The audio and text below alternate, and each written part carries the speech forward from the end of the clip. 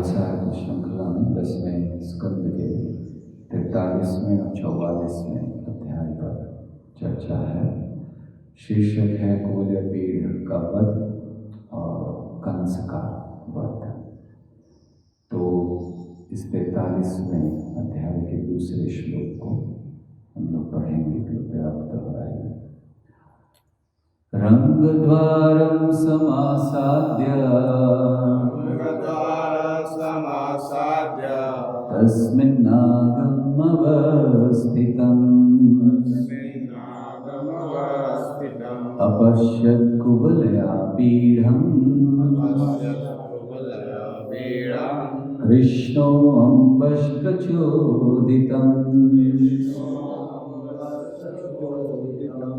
रंगद्वारं समासाद्य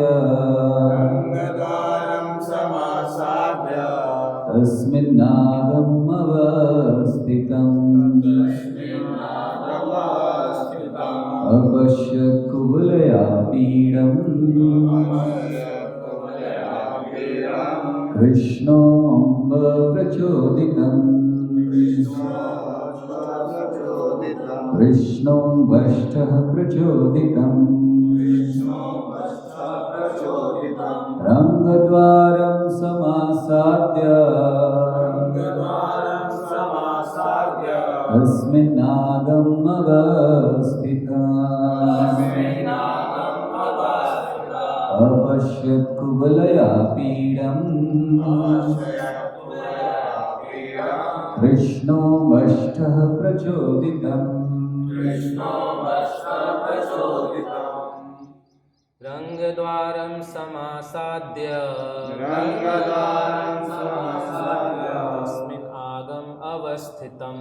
तस्मिन् आगम् अवस्थितम्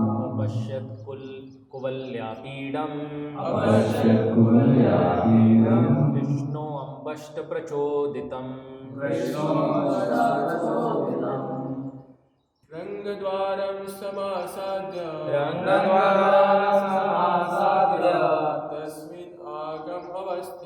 तस्मिन् आगम् अवस्थितम् अपश्यत् कुवलयापीडम् कृष्णो वष्ट प्रचोदितम्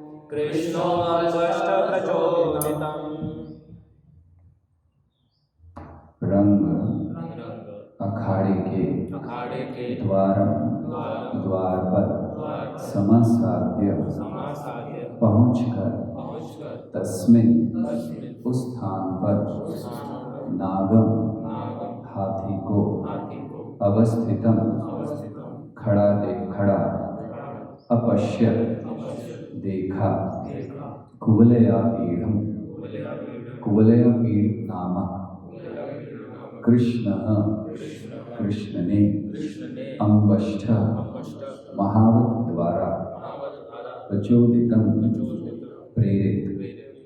अनुवाद इस प्रकार से है, जब भगवान कृष्ण अखाड़े के प्रवेश द्वार पर पहुंचे तो उन्होंने देखा कि कुवलयापीढ़ नामक हाथी अपने महावत की उत्प्रेरणा से उनका रास्ता रोक रहा है। तात्पर्य में लिखा है कि महावत ने अखाड़े में कृष्ण के प्रवेश को रोककर अपना दुर्भावनापूर्ण मनोभाव व्यक्त किया। हरे कृष्णा। तो हम लोग अभी तक चर्चा कर चुके हैं कि श्री कृष्ण ने मथुरा में प्रवेश किया, मथुरा की सड़कों पर वो घूमे, किस प्रकार उन्होंने धोबी का, बुनकर का और फिर उसके बाद माली का उद्धार किया। कल हम लोग सुन रहे थे कि कैसे कुब्जा या त्रिवक्रा का उद्धार उन्होंने किया।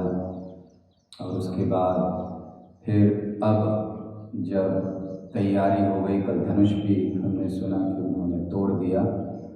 और अब अगले दिन जब धनुर्यज्ञ का दिवस था और तैयारियां हो चुकी थी, नंद महाराज पहुंच चुके थे, हम लोग सुन चुके हैं, कल कंस ने बड़ा स्वागत किया, लेकिन कृष्ण बलराम नहीं गए थे। तो अब इस अध्याय में जैसे हम लोग देख रहे हैं कि कृष्ण बलराम ने सुना कि बड़े नगाड़े बज रहे हैं, वाद्य बज रहे हैं, तो चलो देख कर आते क्या हो रहा है। तो वो रंग क्षेत्र में आए। तो जब वहाँ आए तो प्रवेश कर रहे थे तो द्वार पर कुवलयापीड़ खड़ा था। ये कुवलयापीड़ हाथी, इसके अंदर कई हजार हाथियों का बल था, इसीलिए विशेष इसको खड़ा किया गया था यहाँ पर। और वैसे भी ये एक उपहार था जो दहेज में मिला था कंस को। कुवलयापीड़ जरासंध ने दिया था कुवलयापीड़ को, तो बहुत शक्तिशाली था और विश्वास था कंस को कि ये इसके आगे कृष्ण बलराम टिक नहीं पाएंगे, इसलिए द्वार पर ही खड़ा किया। बहुत जाने का रास्ता बड़ा संकरा था और वहीं बीच में खड़ा कर दिया कि जा ही नहीं पाएंगे। तो जब कृष्ण आए तो कृष्ण ने देखा, तो महावत के कहने पर उन्होंने देखा कि उसने रास्ता रोक दिया। महावत ने अपने अंकुश से ऐसा उसको किया, उसने रास्ता रोक दिया। तो श्री कृष्ण को बहुत क्रोध आया। अब तैयार हो गए, युद्ध तो करना ही था, आए भी इसीलिए थे। तो उन्होंने अपने बालों को पीछे बांधा। अब कृष्ण के बहुत सुंदर घुंघराले बाल हैं, लंबे घुंघराले बाल। तो कृष्ण ने उन बालों को अपने से पीछे बांध दिया, तैयार युद्ध के लिए। और फिर जो कपड़े थे, जैसे हम लोग सुन चुके, बड़े अच्छे अच्छे कपड़े उनको मिले थे, तो उन कपड़ों में भी जो थोड़े से ऐसे कपड़े थे जो लटक रहे थे, तो उनको लिया और ऐसे कमर पर टाइट बांध दिया ताकि युद्ध करने में तकलीफ ना हो, ये कपड़ा इधर उधर ना गिर जाए। भगवान ध्यान रखते गंदा भी ना हो कपड़ा, तो इसीलिए उन्होंने ऐसे बांध लिया। और अब फिर उन्होंने एक बार चेतावनी दी महावत को, ओ महावत महावत सुनो, 2 बार शब्द इस्तेमाल करते हैं भगवान। तो कहा सुनो, अगर तुरंत मुझे यहाँ से जाने का रास्ता नहीं दिया तो इस हाथी को और तुमको भी मार डालूंगा, दोनों को इस समय यमराज के लोक में भेज दूंगा।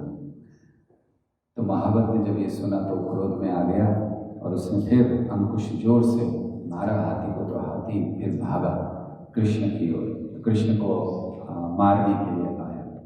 तो अब जब कृष्ण को मारने आया तो उसने आते ही पहले अपनी सूंड में कृष्ण को पकड़ लिया। अब कृष्ण को पकड़ा है ये सोचकर उसने पकड़ा था कि पकड़ेंगे और जोर से पटक देंगे या खा जाएंगे, दांतों से कुछ कर देंगे। लेकिन जैसे ही पकड़ा कृष्ण एकदम निकल गए, फिसल गए उसके, और फिसल कर उन्होंने एक जोर से मारा घूंसा। और फिर जो हाथी था, इतना बड़ा हाथी, बहुत विशाल हाथी था, तो उसके पाँव के नीचे चले गए ताकि उसको दिखे नहीं। अब एक तो मार दिया, ऊपर से बच गए, और अब हाथी ढूंढ रहा है कहाँ गए, क्योंकि हाथी को दिखाई नहीं दे सकता उसके पाँव के नीचे क्या है। हाथी थोड़ी आंखें ऐसे नीचे करके देख सकता है, तो इसलिए पाँव के नीचे चले गए। अब वो देख रहा है तो फिर उसने सूंघना शुरू किया। हाथी सूंघ कर पहचान लेता है, अगर आप दिखे नहीं तो सूंघ कर पता चलता है। ज़्यादातर जो जानवर हैं वो चीज़ों को सूंघ कर जानते हैं। आप देखिए, आप किसी को खाने के लिए दीजिए, जानवर को पहले सूंघेगा और फिर खाएगा। कई बार ऐसा है, वृंदावन में हम लोग कभी कभी बंदरों को कुछ खाने के लिए देते तो बंदर बड़े वैरागी हैं वहाँ के, अगर सूखा कुछ देते हैं तो ठीक है। हमें ध्यान है, एक बार हम थे वहाँ पर तो बंदर आया खाने के लिए, तो हमने सोचा इसको अच्छा पराठा आज खिलाना चाहिए, खाता नहीं होगा, तो उसको तो केवल सूखी रोटी मिलती है। तो हमने अच्छा घी का पराठा हम लोग खा रहे थे, तो हमने उसको पराठा दिया। उसने ऐसे लिया, सूंघ और ऐसे फेंक दिया बंदर, तो उसको सूखी रोटी चाहिए। वो बड़ा वैरागी है। कैसा वैराग है ये हम सब जानते हैं कि क्या वैरागी है, मरकट वैरागी। तो उसने तो ऐसे सूंघ कर, जहाँ भी देखें किस गाय बैल को भी खिलाएगा, कुछ खाने योग्य नहीं, पहले वो सूंघते हैं, हमको लगता है खाना चाहिए तब खाते हैं, नहीं तो नहीं खाते। तो सूंघने से उनको पता चल जाता है। तो सूंघ कर ढूंढने लगा, पता चला नीचे है, तो हटा और फिर से कृष्ण को पकड़ने का प्रयास किया। फिर से बांधा अपने सूंड में, कृष्ण फिर से निकल गए। और फिर क्या किया उन्होंने, जब निकल गए आए सामने और एक थप्पड़ मारा कुवलयापीड़ को और भाग गए। देखिए, किसी का अपमान करना हो तो इतना अपमान कृष्ण ने कर दिया। कुवलयापीड़ 10,000 हाथियों का उसको बल था, हजारों हाथियों का, एक थप्पड़ मारकर भागे।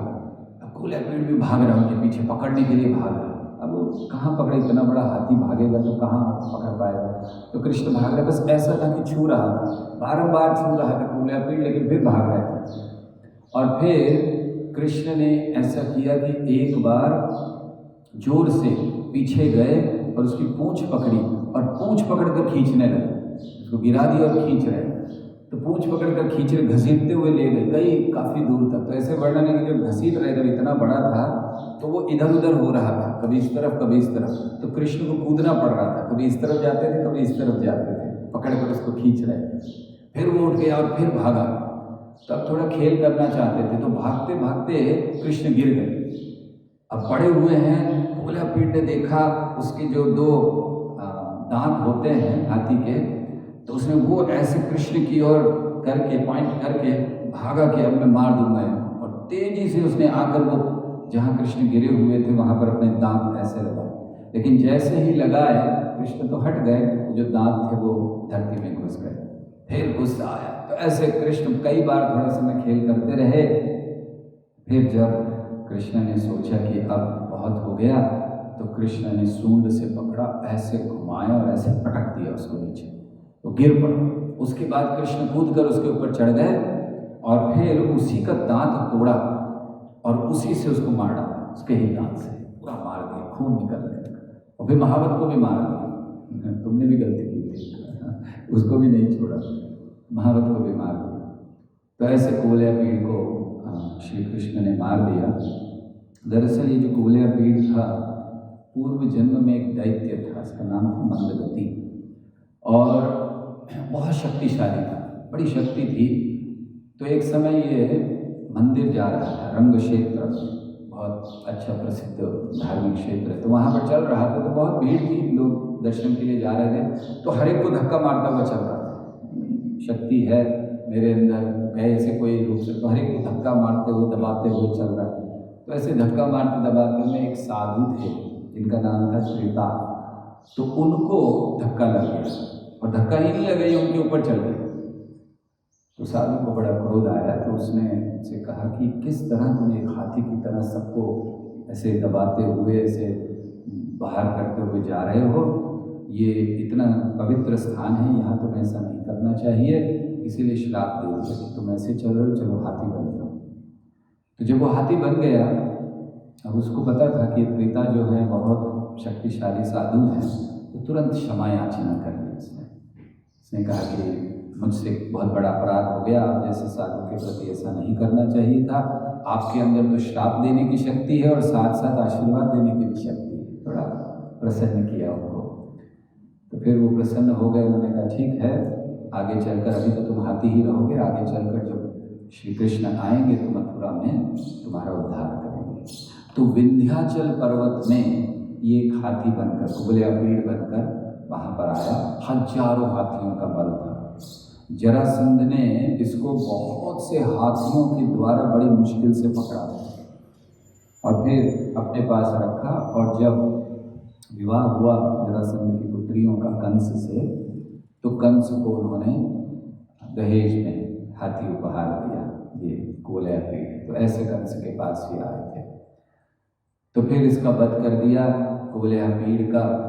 और श्री कृष्ण और बलराम, वैसे जब ये कुवलयापीड़ का वध करते हैं तो ये हाथी क्या है, चैतन्य चरितामृत में जो वैष्णव अपराध हैं उसकी तुलना हाथी से की गई, पागल हाथी से। पागल हाथी घुस जाता है बगीचे में तो सब कुछ नाश कर देता है।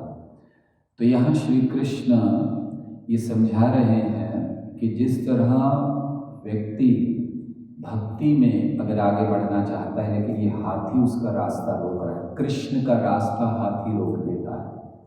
कृष्ण जाना चाहते थे मथुरा वासियों को आनंद देने के लिए, लेकिन उसका रास्ता, तो ऐसे ही हमारी भक्ति का रास्ता ये जो वैष्णव अपराध वाला हाथी है ये रोक देता है। चाहे कितनी ही अच्छी भक्ति हम क्यों ना करें, लेकिन रास्ता रोक देता है। और फिर कृष्ण भी इसका वध करते हैं। तो कैसे कृष्ण वध करते हैं, जैसे श्री कृष्ण ने उसके ही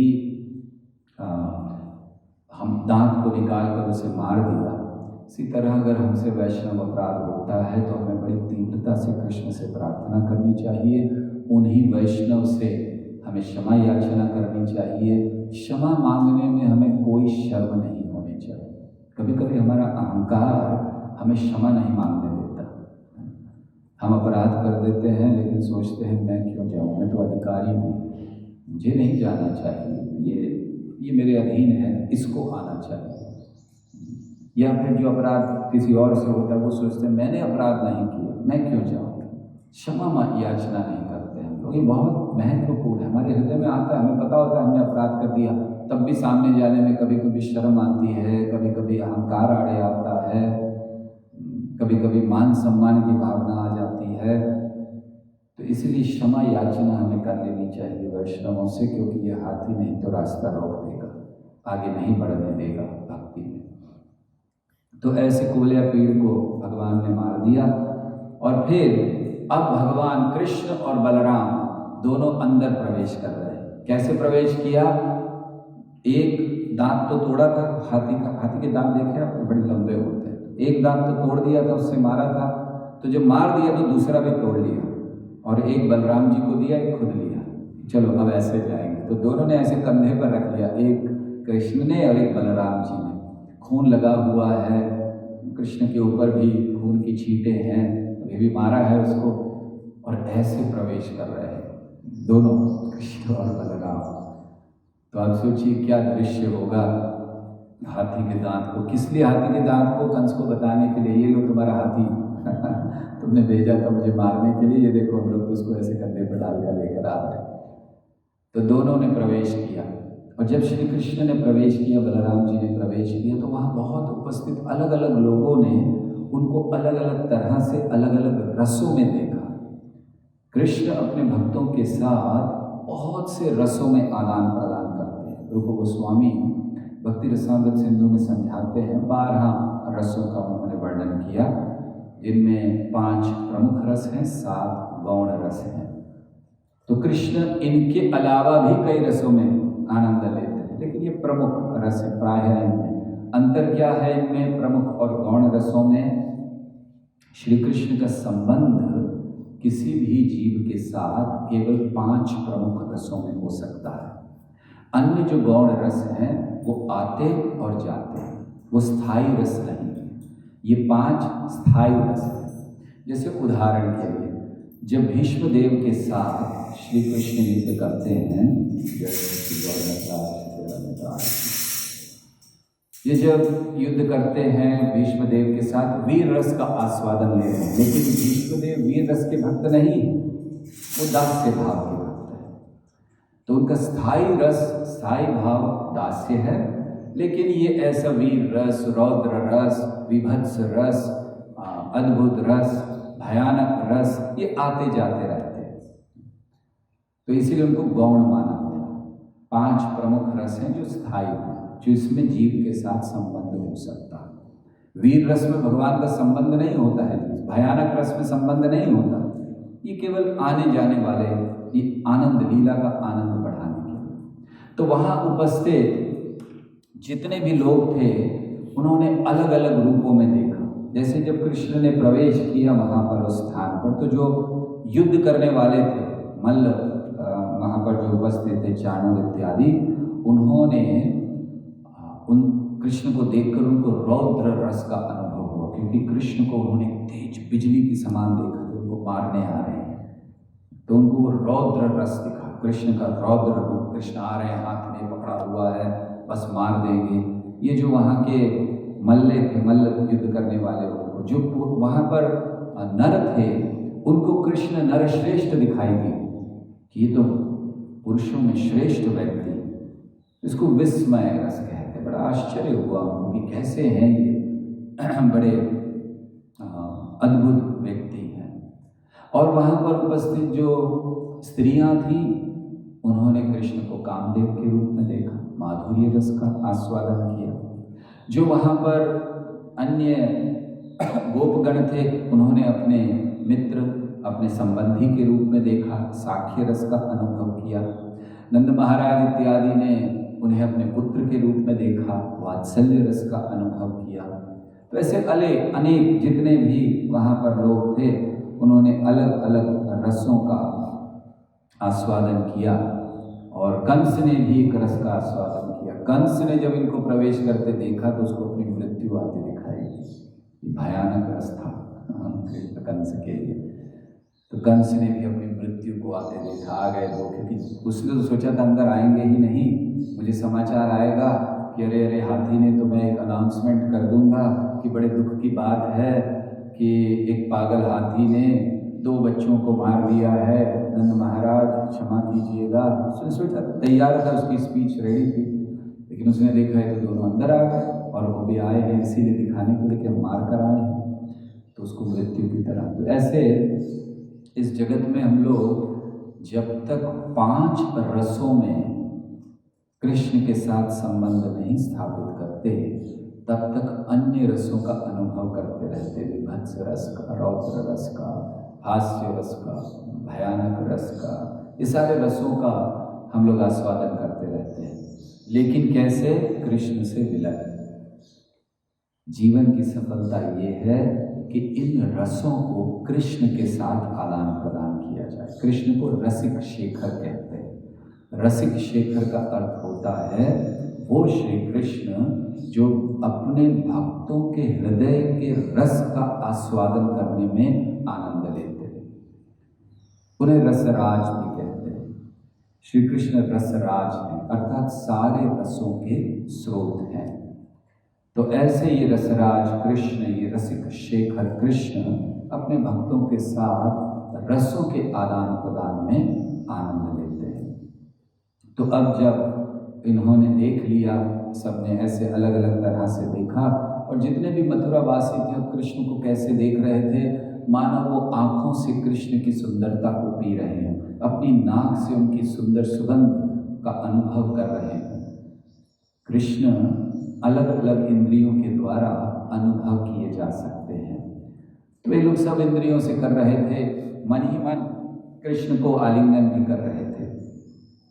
और फिर जब उन्होंने देखा कृष्ण और बलराम को अंदर आते हुए, तो उन्होंने कहा कि ये जो कृष्ण और बलराम हैं, ये तो नारायण के विस्तार लगते हैं, देखने में कुछ साधारण व्यक्ति नहीं है ये दोनों।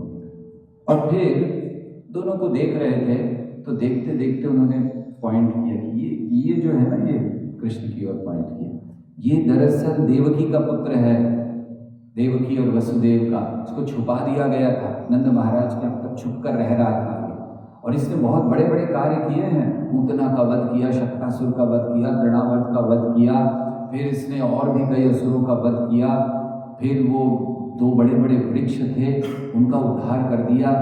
और इतना ही नहीं, जब ब्रजवासियों के ऊपर इंद्र का प्रकोप हुआ तो उसने पूरा गोवर्धन पर्वत उठा लिया। यही वाला है, ऐसे पॉइंट कर रहे थे कि ये वाला जो दिख रहा है ना, ये है। और ये जो दूसरा, ये बलराम, ये भी कोई कम नहीं है, प्रलंबासुर इत्यादि कई असुरों को मारा है उन्होंने, ये भी बहुत शक्तिशाली है। तो ऐसे सब वर्णन करने लग गए। तो जब ये वर्णन हो रहे थे कि इतना गुणगान इन्होंने इतना किया, चाणूर बैठे सुन रहे थे, उनको अच्छा नहीं लगा, क्योंकि उस मलयुग की थी चाणूर, मुष्टिक और अन्य जितने भी वहाँ पर योद्धा थे वो सब आ चुके थे।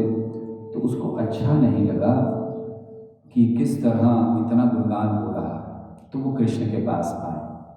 चाणूर ने कहा कि देखो, हम सब तो राजा के अधीन रहने वाले हैं, राजा को आनंद देना हमारा कार्य है। और मैंने सुना है कि आप लोग बार जब गायों को चराने जाते हो वन में, तो आप कुश्ती लड़ते हो आपस में, है ना। तो एक काम करते हैं, आज आप आइए, हम भगवान, ये हमारे जो राजा हैं उनको आनंद देने के लिए हम लोग कुश्ती करते हैं आपसे, ताकि आपका भी कर्तव्य है उनको आनंद देना, हमारा भी कर्तव्य है। राजा ने रखा ही ये आनंद के लिए, मनोरंजन के लिए है, तो आओ कुश्ती करके उनका मनोरंजन करते हैं। तो कृष्ण ने कहा कि बहुत अच्छी बात आपने कही है कि राजा का हमारा भी, भले हम इस शहर में नहीं रहते, हम मन में रहने वाले हैं, लेकिन हैं तो राजा के ही नागरिक, तो हमारा भी कर्तव्य है उनको आनंद देना। लेकिन जहाँ तक ये मलयुद्ध की बात है, कुश्ती लड़ने की बात है, तो देखिए बराबर के लोगों से लड़ना चाहिए। मतलब कृष्ण कह रहे थे, आप इतने महान, इतने शक्तिशाली, हम लोग छोटे से बालक हैं। तो कृष्ण का, हम लोग तो बालक हैं, आपको लड़ना है तो बराबर पे लड़ना चाहिए।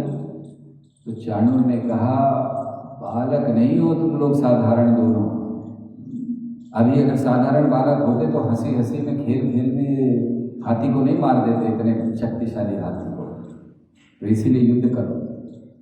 तो कृष्ण बलराम ने कहा ठीक है, स्वीकार किया कि हम लोग युद्ध करेंगे। तो वहाँ काफ़ी योद्धा थे जो अलग अलग, जैसे चाणूर, खास करके 5 प्रमुख थे, चाणूर, मुष्टिक, कूट, शूल और तोषक, तो शाल और तोशाल, तो ऐसे 5 थे।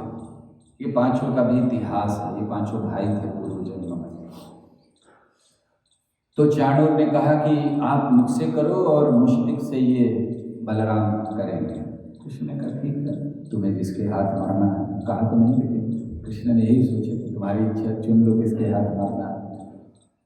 तो फिर उस समय दोनों का मल्लयुद्ध शुरू हुआ, दोनों आए और शुरू हो गए युद्ध। तो सब देख रहे हैं और युद्ध शुरू हो गया। और मतलब कुश्ती में ऐसा नहीं था कि भगवान ने बस एक थप्पड़ मार दिया, खत्म कर दिया, थोड़ा उनकी इच्छा थी। कुश्ती भी लड़े, बड़े दिन पहले लड़ते थे बच्चों से, अब यहाँ पर लड़े। तो युद्ध होने लगा, कुश्ती लड़ रहे, उठा पटक चल रही, कभी कृष्ण उनको उठाकर पटक रहे, कभी वो उनको उठाकर पटक रहे हैं, कभी खींच रहे हैं, जैसे चल रहा है पूरा मल्लयुद्ध चल रहा, पकड़ लिया, हाथों से हाथ पकड़ा है, मार रहे हैं। तो सब जैसे भी कुश्ती होती है वो चल रही। तो जब ये चल रहा था तो वहाँ जो स्त्रियाँ उपस्थित थी उन्होंने देखा, तो उनसे रहा नहीं गया, क्योंकि वो देख रही थी एक तरफ इतने विशाल ये व्यवसायिक मल्ल युद्ध करने वाले प्रोफेशनल लोग, और एक तरफ ये कोमल कृष्ण बच्चों के साथ खेले हुए, बस कहाँ कुश्ती की होगी, खेलते खेलते कुश्ती कर ली थी। तो उन लोगों ने कहना शुरू किया कि अरे अरे ये तो सही नहीं हो रहा, ये अनर्थ हो रहा है, अधर्म हो रहा है, ये कहाँ इतने बड़े बड़े ये व्यवसायिक युद्ध करने वाले, मल्ल युद्ध करने वाले ये पहलवान, और कहाँ ये कोमल बच्चे। जिस स्थान पर अधर्म हो रहा हो वहाँ जाना नहीं चाहिए, एक क्षण भी वहाँ खड़े नहीं रहना चाहिए। और अगर पता है कि जिस स्थान में अधर्म होने वाला है तो वहाँ जाना नहीं चाहिए, और अगर चले भी जाएं तो फिर वहाँ जाकर सत्य बोलना चाहिए, और अगर सत्य नहीं बोले तो पाप लगता है। स्त्रियाँ कहती हैं, इसलिए वो सत्य बोल रही हैं। अब आ तो गई है, वो सत्य बोल रही है कि गलत हो रहा है। मतलब उनका कहने का अर्थ है कि हमें अन्याय होते हुए, अधर्म होते हुए चुपचाप नहीं बैठना चाहिए, बोलना चाहिए। तो कह रही है कि अधर्म हो रहा है। और फिर उन्होंने, अब ये जो भाव था, देखिए थोड़ा थोड़ा इनके भाव बदलेंगे। तो अब उन्होंने देखा, और इनका भाव क्या था, कृष्ण बच्चा है, कोमल है। फिर उन्होंने कृष्ण और बलराम के मुख पर देखा, और उन्होंने देखा कि लेकिन देखो, हम लोग इतना सोच रही हैं कि ये कितना छोटे से बच्चे को ये लोग मार रहे हैं, क्या कर रहे हैं, लेकिन उनके चेहरे देखो, वो कृष्ण तो बड़ा प्रसन्न है, बलराम तो हंस हंस कर लड़ रहा है। बलराम जी तो बड़े आनंद में लड़ रहे थे, क्योंकि अब शक्ति है तो कहीं ना कहीं तो प्रदर्शन करें, तो बड़ा आनंद आ रहा था। तो इनको देखो, ये तो बड़े आनंद में लड़ रहे हैं। और फिर उनका भाव बदल गया। फिर उन्होंने कहा कि ये कोई साधारण नहीं है, ये वो हैं जिनके चलने से ब्रज का महत्व बढ़ गया। फिर ब्रज का गुणगान करने लगी, ब्रजवासियों का गुणगान करने लगी। क्या भाग्य है ब्रजवासियों का, जो श्री कृष्ण उनके मित्र बने, वो श्री कृष्ण जिनके चरणों की वंदन शिव जी करते हैं, बड़े बड़े देवी देवता करते हैं, वो श्री कृष्ण इनके मित्र बनकर इनके साथ चल रहे थे। कितना बड़ा भाग्य है इन सब का। और फिर वो कहने लगी कि गोपियों ने क्या तपस्या की होगी। श्री कृष्ण की बांसुरी सुनती हैं वो, जब श्री कृष्ण बांसुरी बजाते हैं तो गोपियां सुबह शाम उनकी बांसुरी सुनती हैं, फिर कृष्ण चले जाते हैं, शाम को आते हैं। क्या तपस्या की होगी गोपियों ने, जो ऐसा संग उनको प्राप्त हो रहा है। और हमेशा उनके मन गोपियों के कृष्ण में लगे रहते हैं, सब कार्य करते हुए, चाहे वो घर के कार्य कर रही हैं, माखन निकाल रही हैं, बच्चों को संभाल रही हैं, घर के अन्य कार्य कर रही हैं, कृष्ण का गुणगान करती रहती है, कृष्ण के बारे में गाती रहती है। क्या भाग्य है उनका। तो ऐसे ही कहने लगी। तो फिर जब ऐसा हो गया तो ये बातें चल रही थी। तो उनका पहले तो था कि डर रही थी कि क्या होगा कृष्ण को। फिर पता चला, उनको लगा कि नहीं नहीं, इनको तो बड़े प्रसन्न है। फिर उनको पता चले भगवान है, इनको कुछ होने वाला नहीं है। और उस समय श्री कृष्ण ने निर्णय लिया कि अब बस, अब मारना चाहिए। तो उन्होंने एक जोर से घूंसा मारा, चाणूर पीछे जाकर गिरा। वर्णन है कि सारी उसकी जो हड्डियां थी वो चूर होने लगी, पतंग लगने लगा, उसको भी कुछ हो गया अंदर बड़ा।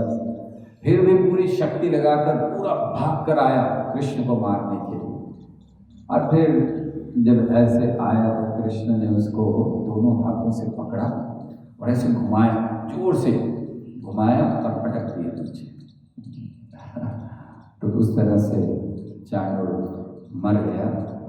और मुष्टिक को भी भगवान बलराम जी ने ऐसे बस एक घुसा मारा, मुष्टिक को मार गया।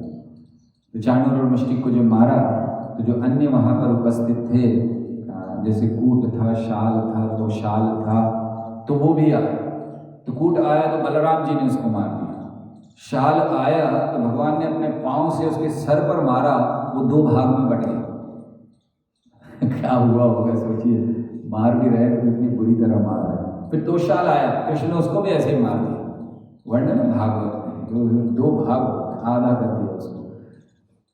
वैसे भगवान ने मारा शाल तोशाल। तो बाकी जो वहां उपस्थित थे, जब उन्होंने ये भयानक चीज देखी, क्या किया, एक पाँव से मारा और चरणों से दो टुकड़े हो गए उसके, तो सब भाग गए। वो देखो जितने वहां उपस्थित थे सारे भाग गए। बोले हमें नहीं युद्ध करना इसके साथ, ये कैसा व्यक्ति है। तो वो सब भाग गए। अब जितने लोग थे वहां पर बड़े प्रसन्न हो गए, ये कृष्ण बलराम ने किया। सब गुणगान करने लगे उनका। कंस को अच्छा, सारे लोग प्रसन्न थे। एक ही व्यक्ति कंस, उसने देखा ये क्या हो गया, मैंने तो बुलाया था मारने के लिए, लोग तो वाह वाह वाह वाह ताली बजा रहे, गुणगान कर रहे हैं।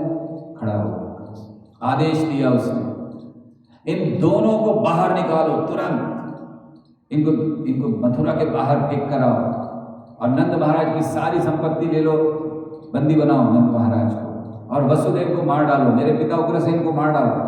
आदेश दे दिया, मारो तुरंत। तो कृष्ण सुन रहे थे, उनको बड़ा गुस्सा, अच्छा मेरे पिता को मारोगे। तो कृष्ण नीचे थे, ये ऊपर राजा की तरह खड़ा हुआ आदेश दे रहा था। कृष्ण वहीं से कूदे, मान लीजिए वहां कहीं खड़ा, कृष्ण वहीं से कूदे और सीधा उसके ऊपर पहुंच गए। वहां पर घबरा गए, ये क्या हो गया, एकदम सामने आ गए, मृत्यु को आते हुए देखा जैसे आ रहे, एकदम तेजी से कृष्ण आए ऊपर। और आए तो उसने देखा, उसने तलवार निकाली अपनी, रेडी बैठा था, उसको पता था कि आक्रमण करेंगे, तो तलवार निकाल ली, तलवार और ढाल लेकर तैयार हो गया मारने के लिए। कृष्ण ने देखा ही नहीं उसको, ऐसे पटका, उसका सारा जो उसने मुकुट पहना था नीचे गिर गया, बालों से पकड़ा कंस को। बहुत गुस्से में थे कृष्ण, कैसे कहा कि वसुदेव को मार दो, नंद महाराज को बंदी बना लो। उसने बालों से पकड़ा कृष्ण ने उनको, और वहीं से जोर से नीचे फेंका, मतलब ऊपर से नीचे, और फेंक कर खुद भी कूदे उसके ऊपर, और छाती पर ऐसे जोर से मार रहे।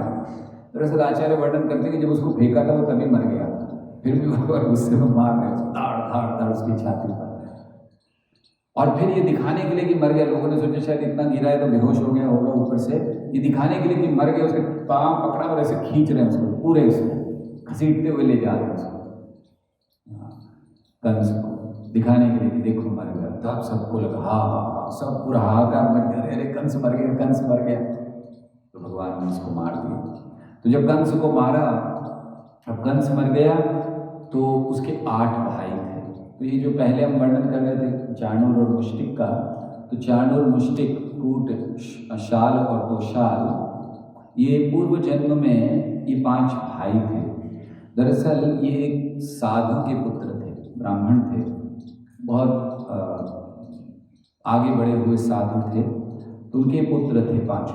लेकिन इनको कोई रुचि नहीं थी किस चीज़ में, ब्राह्मण के कार्य करने में, यज्ञ करने में, तपस्या करने में। वो चले जाते थे बलि महाराज का एक रंग क्षेत्र था, कुश्ती का मैदान, जहाँ अभ्यास चलता था, हर रोज वहीं चले जाते कुश्ती करने के लिए। तो इनके पिता कहते रहे आओ ये करो, कुछ ये करो, कुश्ती कर रहे। तो बहुत समय हो गया, तो एक दिन पिता बड़े क्रोधित हो गए, कहते तुम ब्राह्मण हो, ब्राह्मणों के कार्य करने चाहिए तुम्हें, ये क्षत्रियों का कार्य कर रहे हो, जाओ शाप देता हूँ कि तुम ये बन जाओ, क्या बोलते हैं, पहलवान बन जाओ, मल योद्धा बन जाओ, और इतना ही नहीं असुरों का संग करोगे, असुर बनोगे, जाओ। तो फिर उनके श्राप के कारण वो हुए। लेकिन फिर जब उन्होंने क्षमा याचना की तो उनसे ये भी कहा कि ठीक है, कृष्ण के द्वारा मारे जाओगे, उद्धार होगा। तो ऐसे इनका था। तो कंस को मार दिया। अब कंस मर गया है और कंस के 8 भाई थे। उन्होंने देखा तो वो सब आ गए भागकर मारने के लिए। तो 8 आ रहे हैं और कृष्ण को मारने के लिए, क्योंकि कृष्ण खड़े थे, कंस को मार दिया तो कंस के पास ऐसे खड़े हुए थे, तो सब भागते हुए आ रहे हैं उनके पास मारने के लिए, मारेंगे इसको मारेंगे। तो बलराम जी बीच में आ गए।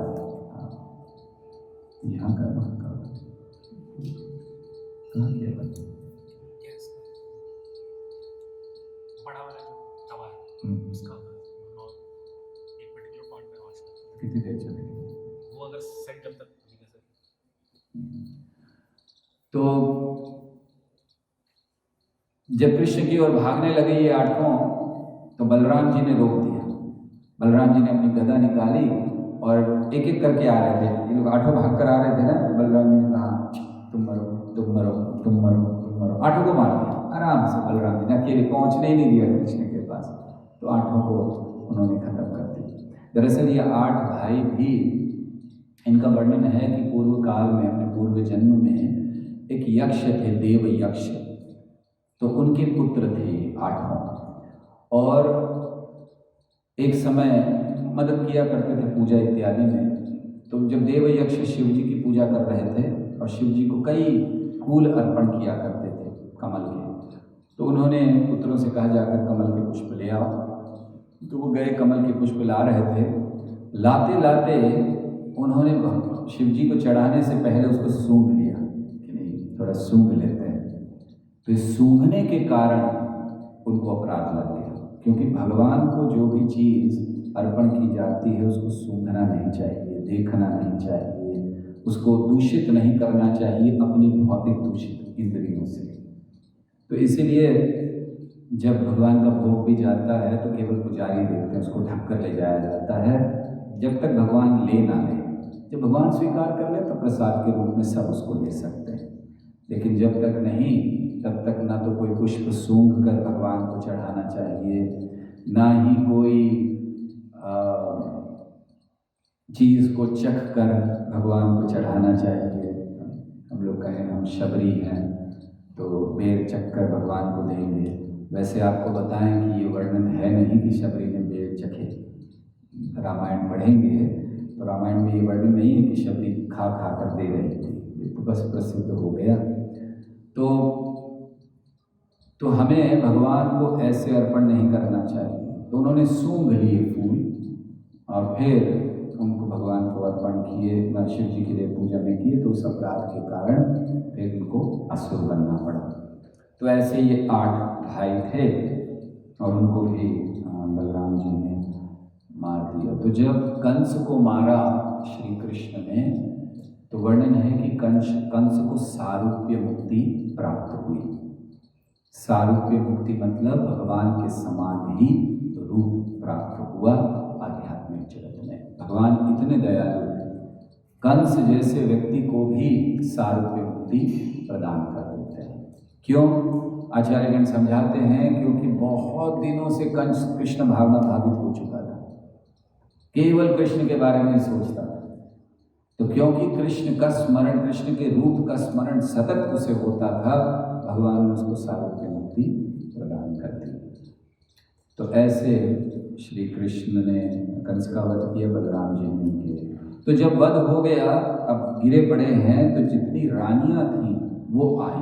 कंस की जो पत्नियां थीं वो रोते हुए आई, शोक करने लगी।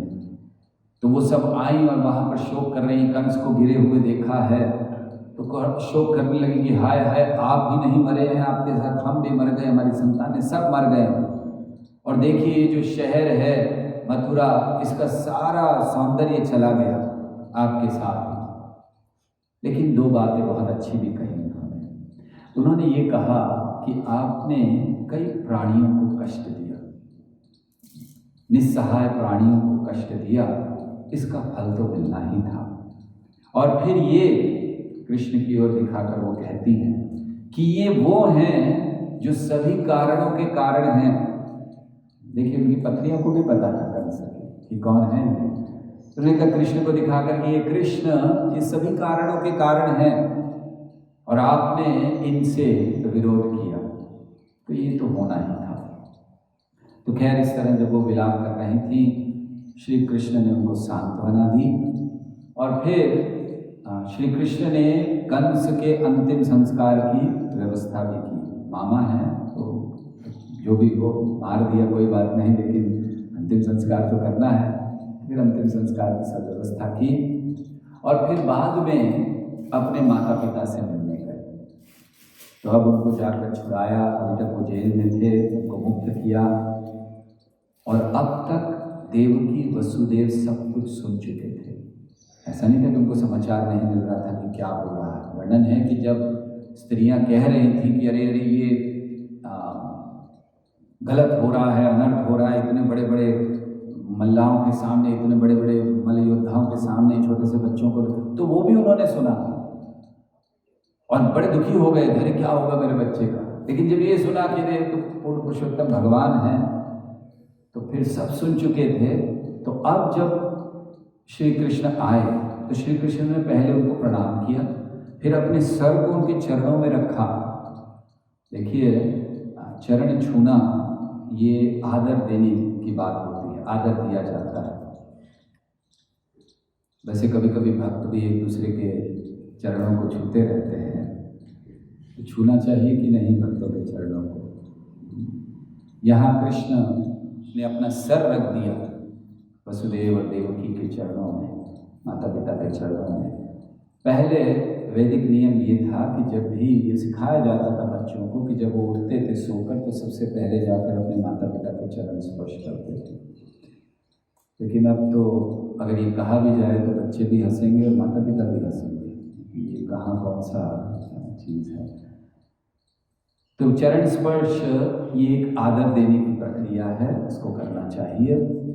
लेकिन भक्तों को चरण स्पर्श छूने चाहिए, भक्तों के देने चाहिए कि नहीं, कि हम बोले कि हाँ आइए आदर दीजिए, ये मेरे चरण जितने हैं ले जाओ।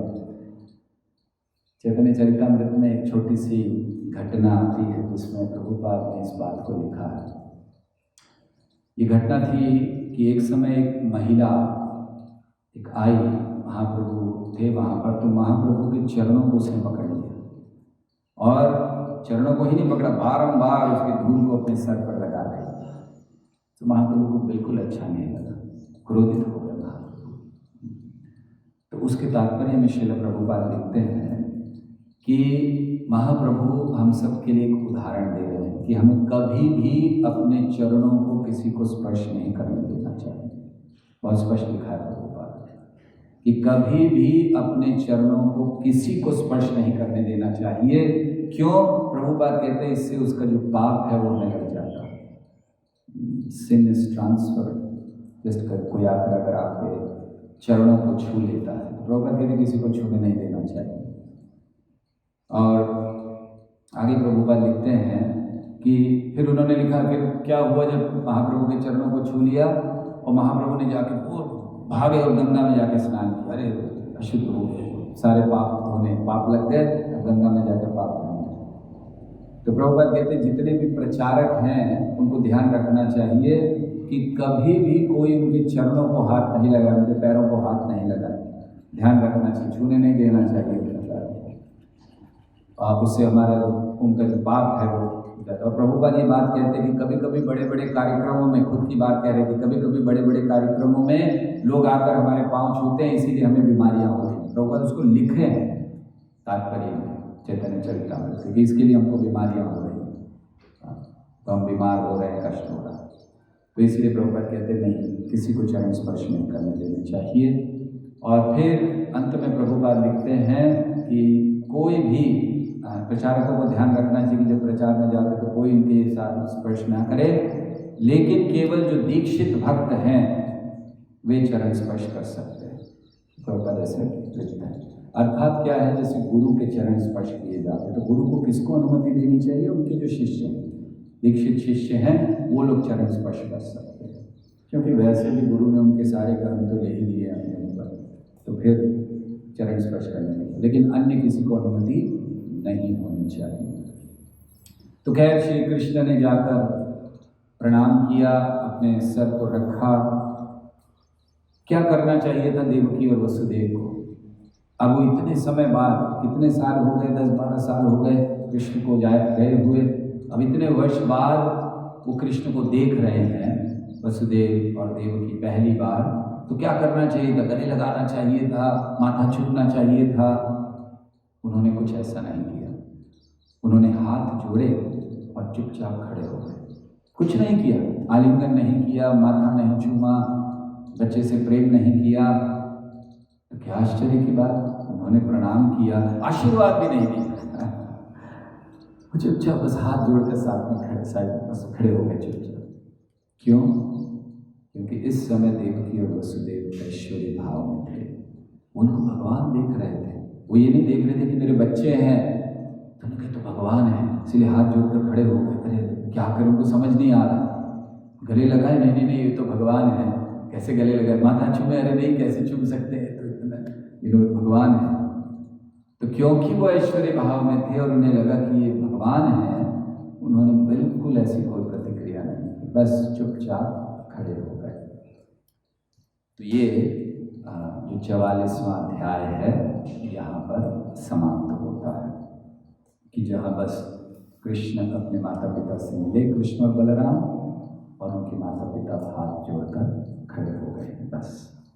अब अगले अध्याय में वर्णन आएगा कि फिर आगे क्या हुआ और कैसे कृष्ण वहीं रहे। अब नंद महाराज को भी नहीं पता था, अब तो नंद महाराज को पता चलेगा कि मेरा पुत्र नहीं है ये, तब क्या होगा? अब ये सारी चीज़ें अगले अध्याय में आएंगी। कैसे सांदीपनि मुनि के आश्रम में जाते हैं श्री कृष्ण, कैसे नंद महाराज को सांत्वना देकर वापस भेजते हैं उससे पहले, और देवकी वसुदेव का ये ऐश्वर्य भाव कैसे हटाते हैं, ये सब अब हम अगले अध्याय में चर्चा करेंगे।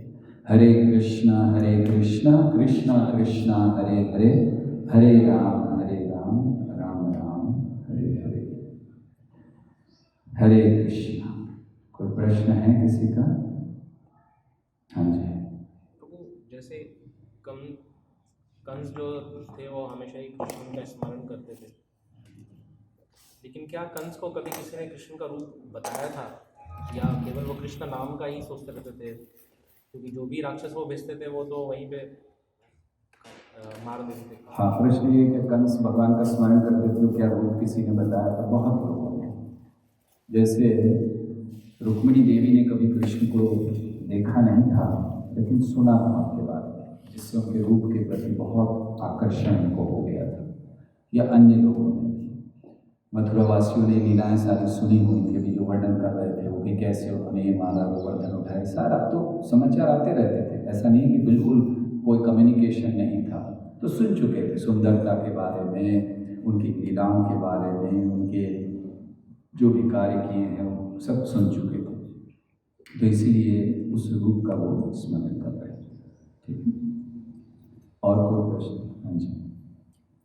तो जैसे चरण स्पर्श करने की बात आप बता रहे थे, तो कभी कभी हम जैसे पेरेंट्स उनका एक तो हुआ कि चरण स्पर्श न करें, और हमें क्या करना चाहिए? जो पेरेंट्स है या जो भी, उनका चरण स्पर्श करना चाहिए या कोई अल्टरनेटिव वे होगा? किसका? पेरेंट्स का। हाँ, ये जो भी मतलब जैसे घर में कभी कोई मिलता है, उनका चरण स्पर्श करना चाहिए, कोई और तरीका उनका आशीर्वाद प्राप्त करना? अच्छा, ऐसा ज़्यादातर घरों में परंपराएं ये होती है कि चरण स्पर्श किए जाते हैं, और हम उनको प्रणाम कर सकते हैं, जैसे हम लोग पंचांग प्रणाम इत्यादि करते हैं, उनको प्रणाम कर सकते हैं, जिससे लोग और ज़्यादा प्रसन्न हो जाएंगे। क्योंकि आजकल लोगों में की जो प्रथा है, जय श्री श्री नटराज की, वैसे आप सब ने आज दर्शन किए होंगे भगवान के, बड़े विशेष दर्शन हैं। जो लोग देर से आए हैं उनके लिए 2 मिनट जरा दर्शन करा दो, तब तक कुछ चल रहा। भगवान ने आज चतुर्भुज रूप महाप्रभु ने प्रकट किया हुआ है, तो आप में से जो लोग देर से आए हैं दर्शन कर लीजिए महाप्रभु के चतुर्भुज रूप के। हाँ, तो प्रश्न आपका, तो पहले प्रथा थी, बस 2 मिनट करा के लेना दर्शन। पहले प्रथा थी कि प्रणाम होता था, आजकल क्या हो गया है, लोग नाम मात्र के लिए, हमने देखा है कई जगहों पर चरण स्पर्श नहीं करते हैं, बस ऐसे थोड़ा सा झुक जाते हैं, आते हैं झुक रहे हो, चलो कम से कम उतना तो करते हैं कि झुक रहे हैं।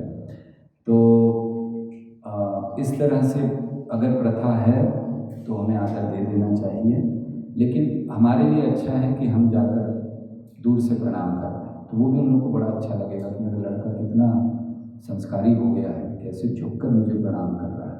हम दूर से झुककर प्रणाम कर सकते हैं, उनका आशीर्वाद हमें मिलेगा निश्चित। जैसे हम अन्य वैष्णवों को यहाँ पर करते हैं वैसे उनको भी करते हैं, कोई गलती नहीं।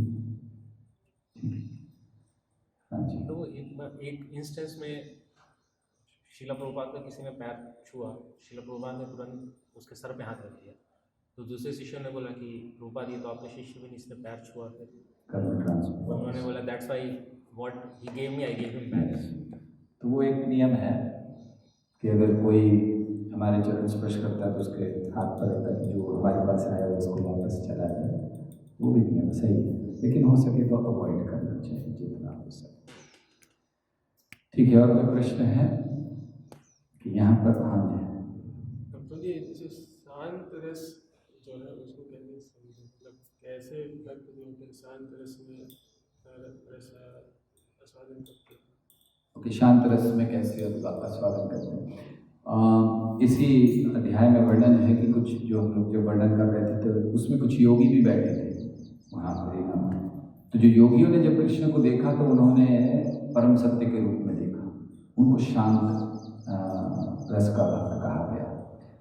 और आध्यात्मिक जगत में शांत रस के भक्त कौन हैं? जैसे पेड़ पौधे हैं, तो ये पेड़ पौधे हैं, ये श्री कृष्ण की सेवा कर रहे हैं, मतलब इस रूप में कि छाया देते इत्यादि, लेकिन वो अन्य जैसे दास्य भाव में हनुमान जी इत्यादि हम की तरह वो सेवा नहीं कर पाते, लेकिन इनको शांत रस में कहा गया। शांत मतलब जो एक्टिव नहीं है। जैसे अगर आप प्रभुपाद जी की भगवद गीता पढ़े तो प्रभुपाद ने 2 कहा है, एक्टिव एंड पैसिव। तो इसको जो है शांत रस को पैसिव माना गया, एक्टिव नहीं है, मतलब कुछ जैसे पेड़ पौधे कोई एक्टिविटी नहीं कर पा रहे हैं तो वो शांत रस में मानते हैं। ठीक है, मुरली भी शांत रस, मुरली शांत रस में, जो भी ऐसी चीज़ें जो एक्चुअल एक्टिव नहीं कर, बहुत सारी, तुमने पेड़ केवल उदाहरण दिया, ऐसे बहुत सारी चीज़ें जो भगवान के धाम में हैं वो शांत रस में। और योगी जो होते हैं जो भगवान को परम सत्य के रूप में देखते हैं, उनके रूप को स्वीकार करते हैं, वो भी शांत रस में माने जाते हैं, क्योंकि वो भक्त नहीं है, सेवा नहीं कर रहे, इसलिए 5 रस जो बाकी के 4 रस हैं उसमें वो आदान प्रदान नहीं कर पाते, जैसे साख्य रूप में या वात्सल्य रूप में, तो उनको भी शांत रस के भक्त माना गया। ठीक है, प्रश्न है यहाँ पर कि ऊपर था नीचे चला गया।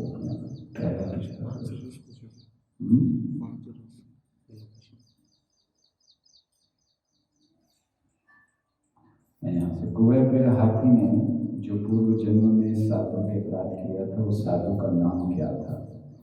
उस साधु का नाम था तीर्थ, जो मंदगति के रूप में वो भाग रहे थे, तो उस समय उन्होंने जिसका तीर्थ या त्रित ऐसे कहा गया उस साधु का नाम। ओके, और क्या है? कृष्ण वृंदावन से मथुरा गए थे, वो कृष्ण थे या उनका प्रतिरूप था? कृपया विस्तार से समझाइए।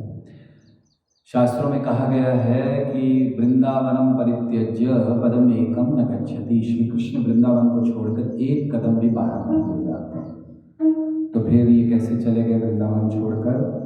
तो जो कृष्ण मथुरा गए थे वो वासुदेव कृष्ण थे।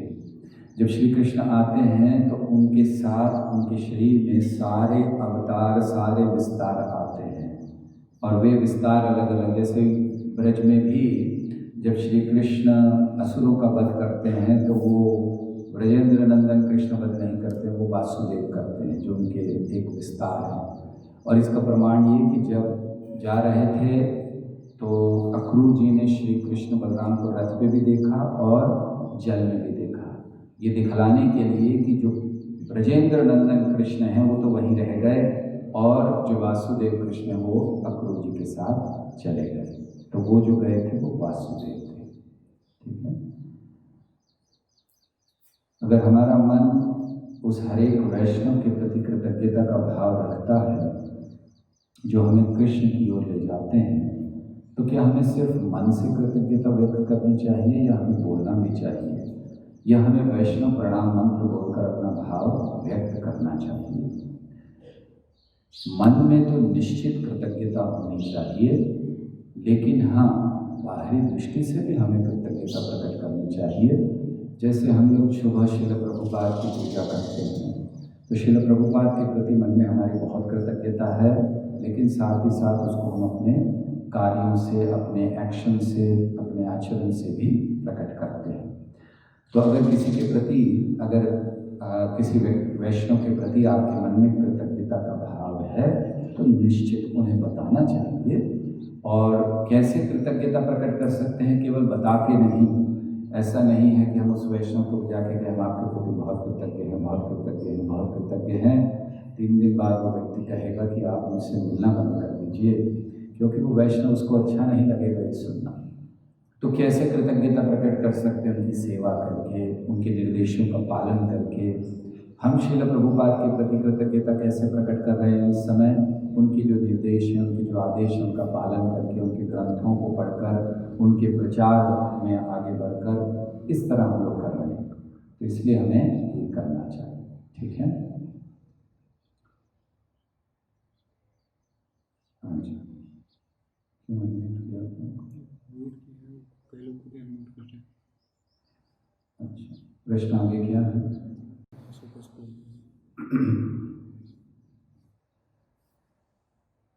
आप लोग वैसे अपना अपना जो साउंड है वो म्यूट रखिए, क्योंकि बाकी सबको सुनाई देता है, इसलिए अभी इस समय सब म्यूट करेंगे। हाँ, आगे प्रश्न है क्या हमें हमारे शिक्षा गुरु के चरण स्पर्श करने चाहिए? आवश्यकता नहीं है कि हम चरण स्पर्श करें। चरण स्पर्श करने का अर्थ ये भी होता है कि हम उनके निर्देशों पर चलें, उनके आदेशों का पालन करें, उनके पद चिन्हों पर चलें। तो हाँ, अगर आपको लगता है कि चरण स्पर्श करने से आपको कोई लाभ है तो कर सकते हैं, लेकिन अगर वो मना करते हैं तो फिर ज़बरदस्ती नहीं करना चाहिए। कई भक्त ऐसे होते हैं, चरण स्पर्श करना चाहते, व्यक्ति मना कर, बोले नहीं आप कुछ भी बोलो, आपको चरण पकड़ने ही वाले हैं, आप कुछ भी कह दो। तो ये ठीक नहीं है। जब व्यक्ति मना कर रहे तो नहीं करना चाहिए। हाँ, अगर आपके शिक्षा गुरु अपने दोनों चरण आगे लाकर आपको कह रहे हैं आओ तुम्हारा उद्धार इसी से हो सकता है, पकड़ लेना चाहिए। आगे प्रश्न है, अगर बच्चे, अपने घर के बच्चे चरण स्पर्श करते हैं तो क्या करें? आपके बच्चे आपके शिष्यों की तरह हैं, तो इसीलिए जैसे हमने बताया कि गुरु के चरणों के स्पर्श शिष्य कर सकते हैं गुरु की अनुमति से। तो माता पिता गुरु की तरह हैं और बच्चे शिष्यों की तरह हैं, और बच्चे करते हैं तो उनको सिखलाना चाहिए। अच्छी बात है, ताकि आगे चलकर वो अपने गुरु को जब समर्पण करें तो भी उनमें यही आदर का भाव बना रहे। क्या हम, अच्छा नहीं हो गया, अच्छा, अपने पति का चरण स्पर्श करना चाहिए या नहीं? डेली कर सकते हैं या नहीं? शास्त्र के अनुसार पत्नी के लिए पति गुरु के समान है, गुरु माना जाता है। तो उनके चरणों को स्पर्श करना ये एक वैदिक परंपरा भी है। और साथ साथ अगर भक्ति की दृष्टि से देखें तो उन्हें गुरु मानकर हम उनके चरण स्पर्श कर रहे हैं तो उसमें कोई गलती नहीं है, कर लेना चाहिए।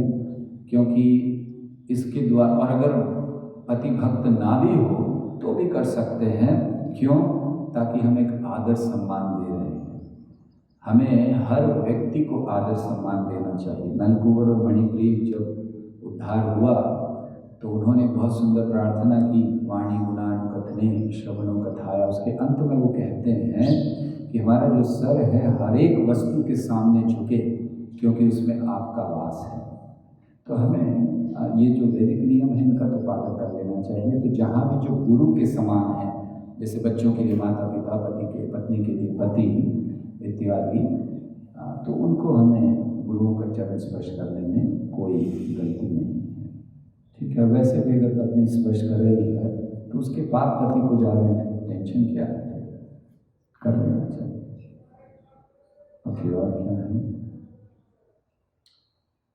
जैसे हम हर युग में जन्म लेते हैं, द्वापर युग में जब कृष्ण आए आए थे तब भी हम वहाँ होंगे, और उस समय राक्षसों, पशुओं या मनुष्यों का उद्धार हुआ होगा, पर हम लोग फिर भी जन्म मृत्यु में क्यों फंस गए? बहुत अच्छा प्रश्न है, बहुत धन्यवाद।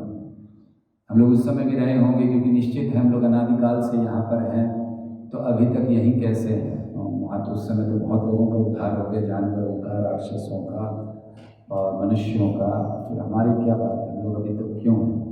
एक कारण है कि हम लोग कंस जैसे असुर से भी गए गुजरे हैं, क्योंकि कंस कम से कम कृष्ण का स्मरण तो करता था इतनी तीव्रता से, दुर्योधन स्मरण करता था भक्तों का, लेकिन हम लोग तो इतने गए गुजरे हैं कि हम लोग बिल्कुल स्मरण नहीं करते।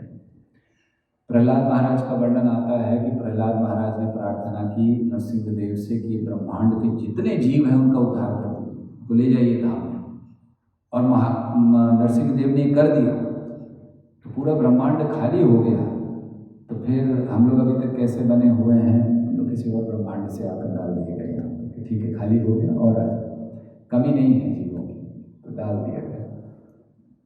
तो निश्चित है कि हम लोग होंगे उस समय जब कृष्ण आए, किसी न किसी रूप में, कोई न कोई योनि में, 84 लाख योनियों में, लेकिन ये निश्चित नहीं है कि हमारा संपर्क कृष्ण से हुआ, या हमने कृष्ण के दर्शन किए, या फिर कृष्ण ने हमें मुक्त किया। तो हो सकता है हम लोग किसी अन्य रूप में हों, या ये भी हो सकता है कि हम लोग उस समय किसी और लोक में हों, पृथ्वी पर ना हों, अब वहाँ से आ गए हों, कई ऐसी चीज़ें। तो निश्चित हम लोग तो यहाँ काफ़ी समय से बने हुए हैं, हमारा उद्धार नहीं हुआ है, तो इसका अर्थ ये है कि हमारी भक्ति अभी पूर्ण नहीं है। तो भक्ति को हमें पूर्ण करना है, और फिर भगवान अपने धाम ले जाएंगे।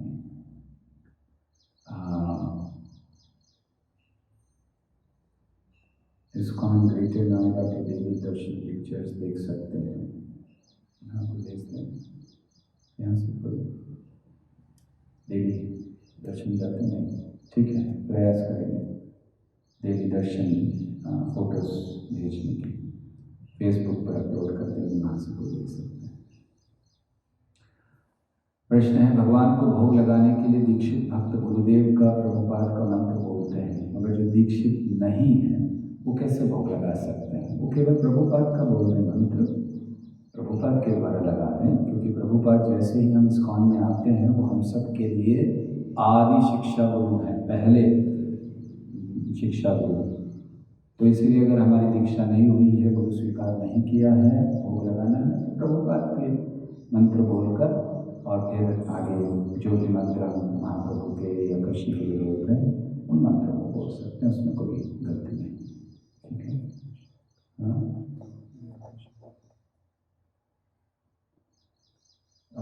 जैसे बच्चे अपने माता पिता का चरण छूते हैं, और कुछ अपने से बड़े बुजुर्ग होते हैं जिनका भी पैर छूना होता है, तो ऐसा करना उचित है? इसको हम समझा चुके हैं, प्रश्न रिपीट हो रहा है। हमने बताया जो भी गुरु के समान है, गुरुजन हैं, बच्चों के लिए माता पिता, पत्नी के लिए पति, या फिर अन्य लोग जो वरिष्ठ हैं उनके चरण छू सकते हैं, कोई गलती नहीं है उसमें। हाँ, लेकिन हमें साथ साथ भक्ति भी बनाए रखनी चाहिए, ठीक है। ये बहुत lot of noise coming in background. आप सबसे विनती है कि अपने माइक ऑन नहीं किया कीजिए आप लोग, आपके घर की सारी आवाज़ें सारी दुनिया को सुनाने की आवश्यकता नहीं है। कुब्जा को ठीक करते समय कृष्ण को तीसरे हाथ की जरूरत पड़ी, तीसरे हाथ, अच्छा। तो उस समय कृष्ण अपने पास शालिग्राम जी रखते थे, और शालिग्राम से भगवान ने वो तीसरा हाथ का काम किया। तो क्या भगवान अपने साथ शालिग्राम जी रखते थे? हमने तो ये नहीं सुना कि भगवान को तीसरे हाथ की जरूरत पड़ी और उन्होंने तीसरा हाथ इस्तेमाल किया। भागवत में वर्णन है, कल हमने किया था कि भगवान ने अपने चरण उसके अंगूठों पर रखे और 2 ही उंगलियों से बस ऐसे सीधा कर दिया उसको। तो भागवत में वर्णन नहीं है कि तीसरे हाथ की जरूरत पड़ी। अगर कहीं ऐसा वर्णन हो तो वहाँ पर देखा जा सकता है, और ऐसा वर्णन नहीं है कि श्री कृष्ण शालिग्राम अपने साथ रखा करते थे। ब्रज में कहीं ये वर्णन नहीं, हमने तो नहीं पढ़ा, हो सकता है कहीं हो कि श्री कृष्ण ने शालिग्राम शिला का पूजा किया, अपने साथ रखते थे हमेशा, ऐसा वर्णन नहीं है। और ये भी वर्णन हमने नहीं पढ़ा है कि कृष्ण को तीसरे हाथ की जरूरत पड़ी थी। अगर पत्नी ब्राह्मण दीक्षित है और पति नहीं है तो क्या उसे चरण स्पर्श करने चाहिए? हमने अभी कहा कि पति भक्त ना भी हो तो भी स्वाभाविकता पत्नी के लिए पति गुरु माना गया है वैदिक परंपरा में, तो स्पर्श कर सकते हैं। आप लोग केवल बहाने मत ढूंढिए स्पर्श ना करने के, कि हम लोग ये हैं तो उसने कह दिया स्पर्श नहीं करना चाहिए, कर्म ट्रांसफर हो जाते, चलो बच गए। जो भी एक नियम है, जो भी गुरुओं के समान है, हमारे दीक्षा गुरु हों, हमारे शिक्षा गुरु हों, हमारे पिता हों, पति हो, वरिष्ठ हों, ये सारे जो गुरुजनों के समान हैं, उनके चरणों का स्पर्श किया जा सकता है ये घर में। लेकिन जब आप मंदिर में होते हैं, भक्तों के बीच में होते हैं, तब आपको केवल उनके चरण स्पर्श करने चाहिए जिन्होंने आपको अनुमति दी है। जैसे अगर दीक्षा गुरु अनुमति देते हैं कि हाँ कर सकते हैं, तब करने चाहिए। बहुत अपने आप को नम्र दिखाते हुए या जबरदस्ती किसी के चरणों को स्पर्श हमें नहीं करना चाहिए, ना ही किसी का उच्चिष्ट जबरदस्ती लेना चाहिए बिना उनसे पूछे। अगर आप नारद मुनि की कथा पढ़ें तो वहाँ स्पष्ट लिखा है कि नारद मुनि ने उनकी अनुमति लेकर, फिर जो भक्ति वेदांती थे उनकी अनुमति लेकर फिर उच्चिष्ट ग्रहण किया। तो बिना अनुमति के नहीं करना चाहिए। ठीक है, आगे कुछ है? नरसिंह आगे वाला अच्छा। कंस हमारे हृदय में कौन से अनर्थ को प्रकट करता है? हाँ, कंस हमारे हृदय में बहुत सारे अनर्थों को प्रकट करता है। कंस तो बैठा हुआ है क्योंकि कंस सारी चीज़ों को, द्वेषी है, लोभी है, सत्ता का लोभी है इत्यादि बहुत सारे, तो ये सारे गुणों को जो 6 उसने लड़कों को मारा, वो सारे के सारे 6 उसके हृदय में प्रवेश कर गए। अर्थात वो जो काम, क्रोध, लोभ, मोह, मद, मात्सर्य, इन सब को वो करता है। और जहाँ तक अनर्थों की बात है जिसको हम लोग चर्चा कर रहे थे, भक्ति विनोद ठाकुर ने ये वृंदावन लीला के असुरों को विशेष करके उन्होंने उनके अनर्थों को बतलाया है। और आगे अब आचार्यों को मथुरा लीला वगैरह, द्वारका लीला में ज़्यादा आनंद नहीं आता, वो ब्रज में ही रह गए हैं। लेकिन हाँ, ये जो कंस है ये हमारे हृदय में काम, क्रोध, लोभ, मोह, मद, मात्सर्य जो 6 उसने बालक मारे, उनका प्रतिनिधित्व करता है।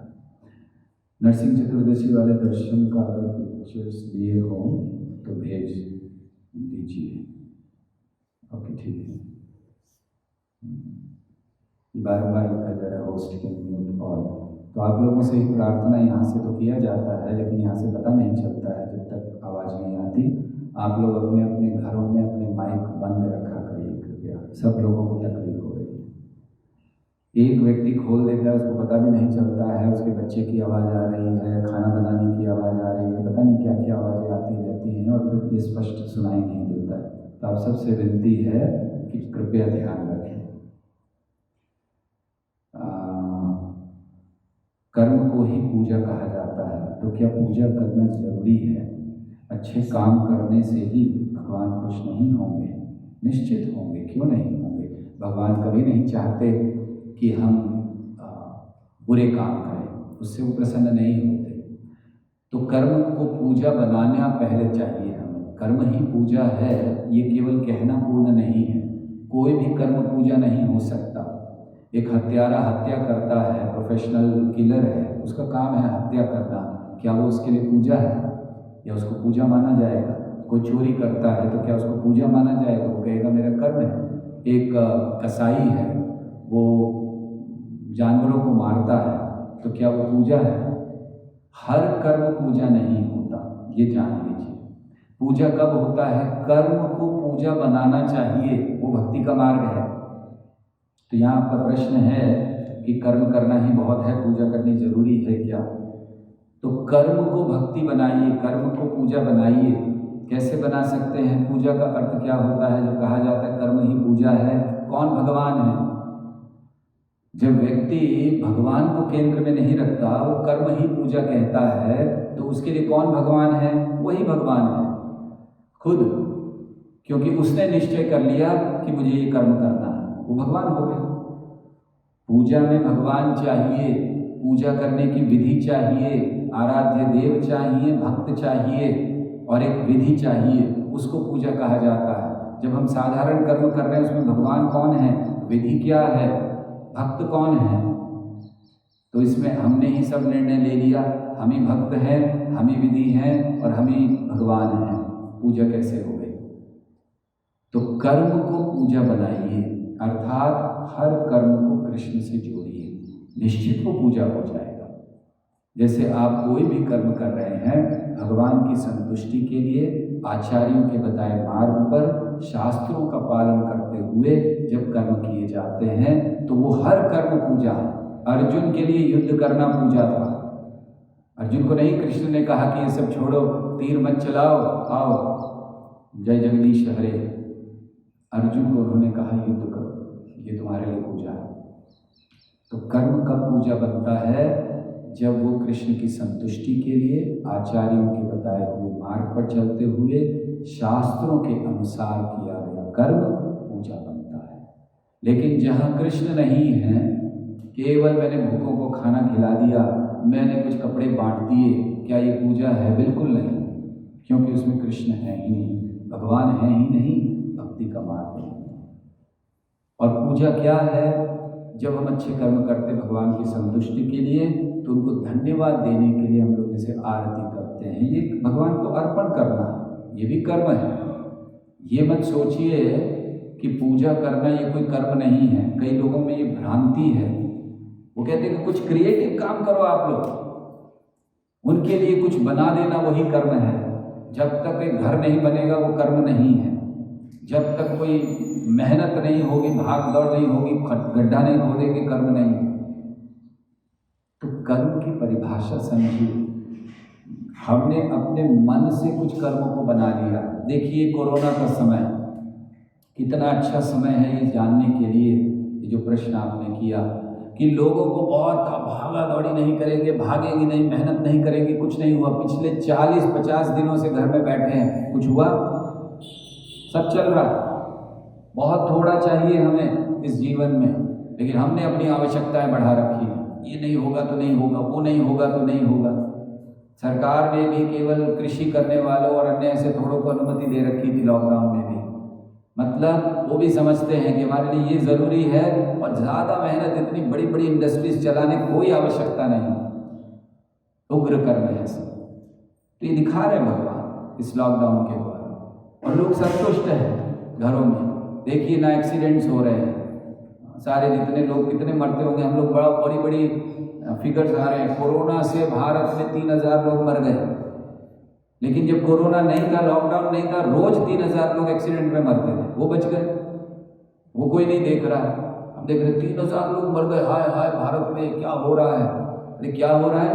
लॉकडाउन खोल दीजिए, रोज हजारों लोग मरेंगे, एक्सीडेंट से मरते हैं, अन्य बीमारियों से मरते हैं। आज कोई नहीं जा रहा है, हॉस्पिटल ही नहीं जा रहे लोग, घबरा गए हैं, बीमारियां घबरा गई हैं। तो देखिए कितनी सारी चीज़ें हमारी आवश्यकता की। पॉल्यूशन, हम तो एक एक बोलते जाएंगे भी तो समय ही जाएगा। एक्सीडेंट्स कम हो गए, पॉल्यूशन देखिए, गंगा इतनी साफ हो गई है कि कुछ करने की ज़रूरत नहीं है।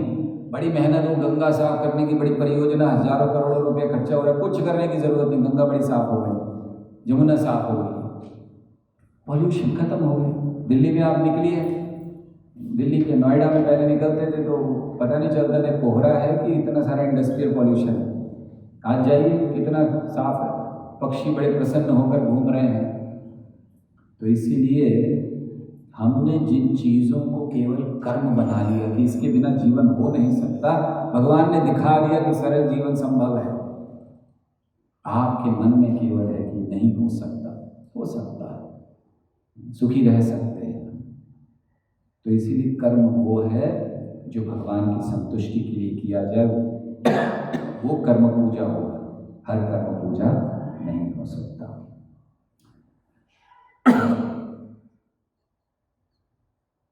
कुब्जा का वर्णन मैंने इस्कॉन डिवोटी के पास से ही सुना था। कौन सा, वो तीसरे हाथ वाला?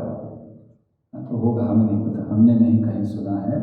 हो सकता है कहीं कहीं वर्णन किया हो, तो फिर आप वहाँ पर पूछ लीजिए। हमने तो भागवत में नहीं पढ़ा या अन्य जगह पर गर्ग संहिता में जहाँ कुब्जा का वर्णन पढ़ा, हमने ये नहीं पढ़ा कि तीसरे हाथ की आवश्यकता हुई। अगर आपने इस्कॉन भक्तों से सुना है तो हमें विश्वास है कि उन्होंने जो भी कहा होगा उसका प्रमाण होगा निश्चित। बिना प्रमाण के इस्कॉन के भक्त बोलते नहीं हैं। तो फिर आप उन्हीं भक्त से थोड़ा सा चर्चा कर लीजिए, हमें इसका बिल्कुल ज्ञान नहीं है। ओके, आगे है घर के मंदिर में शालिग्राम जी हैं तो क्या करें? उनकी पूजा करें। घर के मंदिर में शालिग्राम जी हैं तो उनकी पूजा करनी चाहिए। जो आपको सबसे पहले तो जब आप शालिग्राम लाए, आपने किसी से निश्चित पूछा होगा, अपने मन से नहीं लाए होंगे, या हो सकता है कभी आपको पारिवारिक परंपरा से मिला होगा, वो चला आ रहा है, तो आपको किसी भक्त से, जो भी आपके निकट में भक्त हैं या जिनसे आप मार्गदर्शन लेते हैं, उनसे पूछिए कि हमारी स्थिति में रहते हुए कैसे पूजा करनी चाहिए। शालिग्राम की पूजा के कई नियम हैं जो केवल ब्राह्मण कर सकते हैं। तो अब आपकी स्थिति के अनुसार क्या होगा, कैसे हैं आप दीक्षित है, ब्राह्मण दीक्षित हैं, आपके घर में लोग कैसे हैं, स्थिति कैसी है, अब इस सब को देखकर जो आपके गाइड हैं वो आपको ज़्यादा अच्छी तरह से समझा सकते हैं। लेकिन शालिग्राम की पूजा करनी चाहिए, लेकिन नियम से, क्योंकि बहुत सारे नियम हैं। आप जानते हैं शालिग्राम की सेवा में अगर कुछ गड़बड़ हो जाए तो एक स्थान पर वर्णन है कि अगर ठीक से सेवा नहीं की जाए तो पति पत्नी में संबंध खराब हो जाते हैं। शालिग्राम जी की पूजा तुलसी और शंख, ये दो चीज़ें आवश्यक होनी चाहिए वहाँ पर। नहीं किया तो पति पत्नी के संबंध खराब हो जाएंगे। तो इसलिए बिना पूछे मत कीजिए, किसी से पूछ कर लीजिए।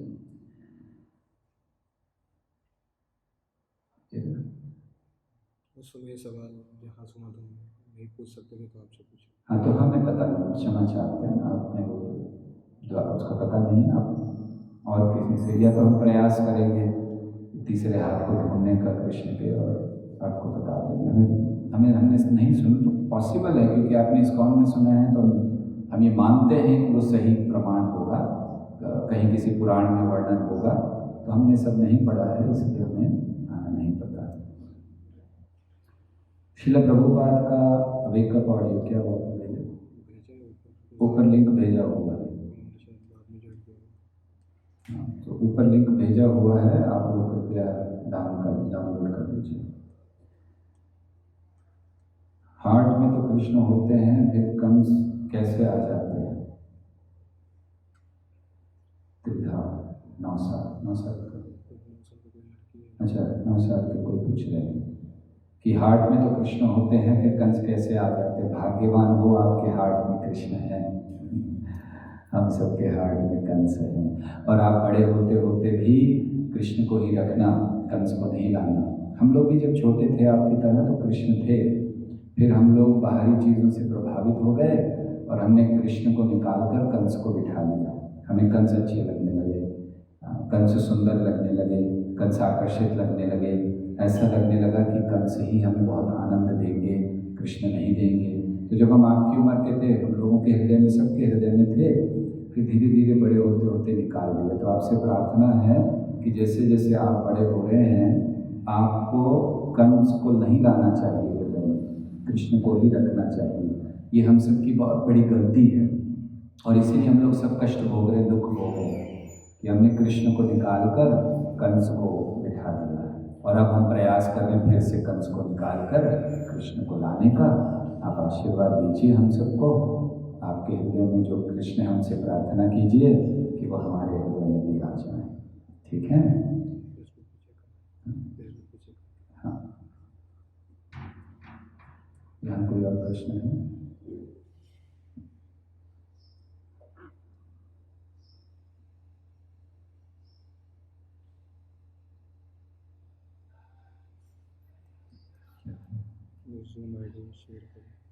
कौन सा दिन?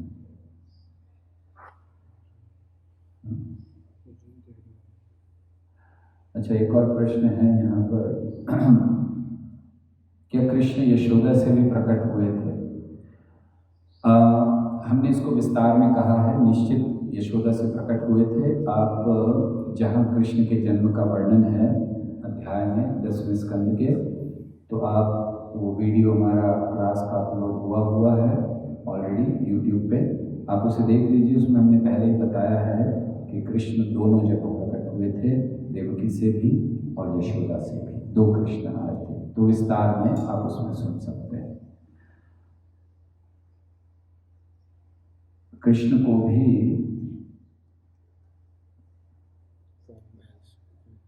कृष्ण के रूप का भान हुआ, तो क्या कृष्ण भी बहुत हैं? आध्यात्मिक जगत में क्या कृष्ण बहुत हैं?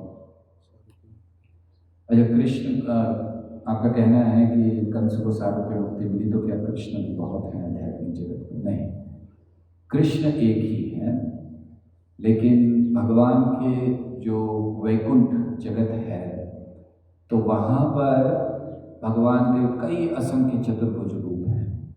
तो कुछ रूप जो प्रमुख हैं भगवान हैं, जिन पर श्रीवत्स का चिन्ह और कौस्तुभमणि होती है, और कुछ रूप हैं जिनमें ये नहीं है, दिखते उनकी तरह है, बस ये अंतर है, तो वो भक्त है। तो कंस को वहाँ बहुत सारे कृष्ण नहीं हैं, वहाँ बहुत सारे कृष्ण के विस्तार हैं। क्या हमें अपने बच्चों को चरण स्पर्श करना सिखाना चाहिए कि नहीं? बिल्कुल सिखाना चाहिए। बड़ों का चरण स्पर्श वो करे ताकि उनको जो वैदिक परंपरा है उसका ज्ञान रहे, तो निश्चित सिखाना चाहिए, बिल्कुल उसमें कोई त्रुटि नहीं। ठीक है, और कोई प्रश्न है?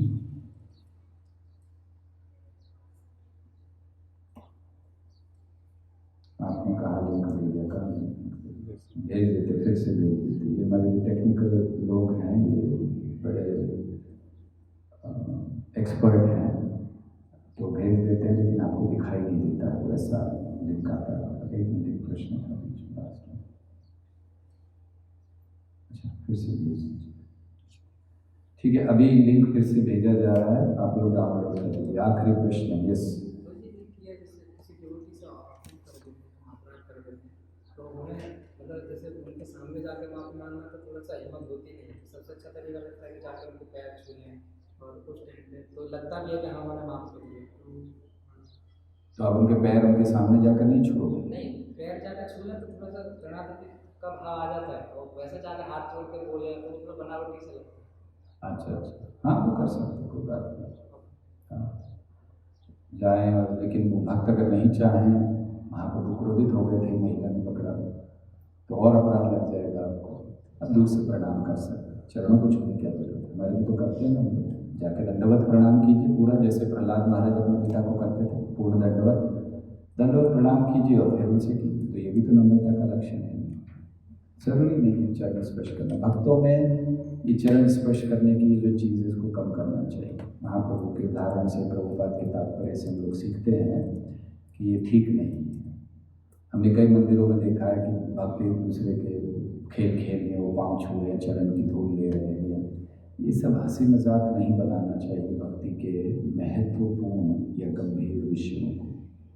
चरण धूल लेना बहुत गंभीर चीज़ है, लेकिन भक्त खेल में उसका लिए वो भाग रहे हैं, उसके पीछे भाग रहे हैं, फिर ले रहे हैं, ये बहुत गलत है। तो इसीलिए हमें झुककर प्रणाम करना कोई गलती नहीं, ये भी तो आदत देने का। तो आपको ज़्यादा दंडवत प्रणाम कीजिए पूरा, तो आदत हो जाएगा। और केवल गुरु के चरणों को स्पर्श करें, और वो भी उनकी अनुमति से, वो भी उनकी अनुमति के बिना नहीं कि नहीं करना। भक्ति सिद्धांत सरस्वती ठाकुर एक स्थान पर प्रवचन के लिए गए थे, या उन्होंने वैष्णव और ब्राह्मणों के बीच के संबंध को वहाँ उजागर किया। तो जब हो गया, वो जाने लगे, तो सारे लोग चरणों की धूल चाहिए। भक्ति सिद्धांत से नहीं, बिल्कुल नहीं, बोले नहीं चाहिए।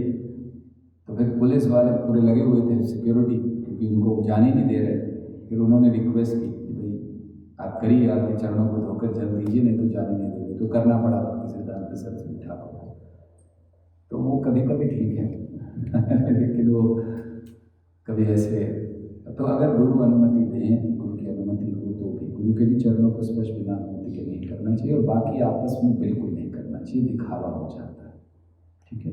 हाँ, अगर आप किसी से क्षमा याचना करेंगे दूर से उनको प्रणाम कीजिए और फिर उनकी अनुमति से उनके चरण स्पर्श कर लीजिए, कोई बात नहीं, अनुमति लेनी चाहिए।